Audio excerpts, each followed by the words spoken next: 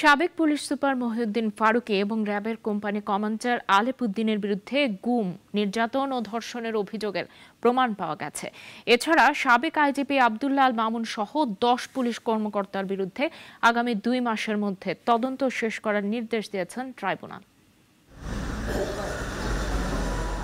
জুলাই অভ্যুত্থানে গণহত্যার অভিযোগে গ্রেপ্তারকৃত আইনশৃঙ্খলা বাহিনীর সাবেক 10 কর্মকর্তার ট্রাইব্যুনালে হাজিরের দিন ধার্য ছিল বৃহস্পতিবার। সকালে বিভিন্ন কারাগার থেকে 2টি প্রিজন ভ্যানে করে ট্রাইব্যুনালে আনা হয় তাদের। আজ 3টি মামলা শুনানি হয় ট্রাইব্যুনালে। প্রথম মামলা শুনানিতে প্রসিকিউশন সাবেক আইজিপি মামুনের একদিনের রিমান্ড আবেদন করে বলেন, আন্দোলনে এপিসি হেলিকপ্টার সহ যে মরণাস্ত্র ব্যবহার করা হয়েছে তা কার নির্দেশে হয়েছিল তা বের করতে তাকে আরও জিজ্ঞাসাবাদ করা প্রয়োজন। পরে তা মঞ্জুর করে আদালত। এই বিষয়ে তিনি আগে একটা জবানবন্দি দিয়েছেন।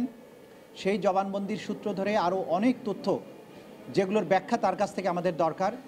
হেলিকপ্টার অপারেশন কার নির্দেশে হয়েছিল, কারা কারা যাত্রী ছিল, কতগুলো ফ্লাইট পরিচালনা করা হয়েছিল, কী ধরনের অস্ত্র পরিবহন করা হয়েছিল, পুলিশের প্রধান হিসাবে তার এটা জানার কথা।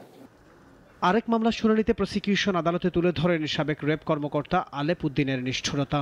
এই সময় চিফ প্রসিকিউটর বলেন, অসংখ্য গুম ও নির্যাতন করার পাশাপাশি রোজা ভাঙিয়ে ভুক্তভোগীর স্ত্রীকে ধর্ষণ করার অভিযোগ আছে তার নামে।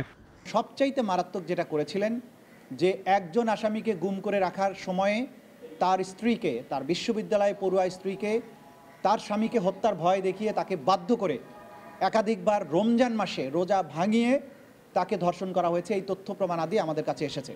মানবতা বিরোধী অপরাধের বিচার কাজ চলাকালে আসামিদের জামিনের বিধান নেই জানিয়ে তাজুল ইসলাম বলেন, কেউ জামিনের আবেদন করলে তার ঘোর বিরোধিতা করবে প্রসিকিউশন।